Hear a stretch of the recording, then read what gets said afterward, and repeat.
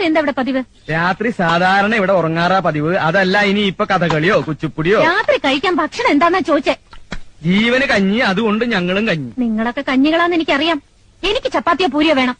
തൽക്കാലം അതിനുള്ള സൗകര്യമൊന്നും ഇവിടെ ഇല്ല. സൗകര്യം ഇല്ലെങ്കിൽ ഉണ്ടാക്കണം. മാവ് എവിടെ? മാവ് മുറ്റത്തുണ്ട്. ഓ, ഗോതമ്പ് മാവ് എവിടെന്നാ ചോദിച്ചേ? ഗോതമ്പ് മാവ് ഇരിക്കുന്ന സ്ഥലത്ത് ഇരിപ്പുണ്ടാവും. നീ പോയി വേറെ പണി നോക്ക് പെണ്ണേ. ഓഹോ,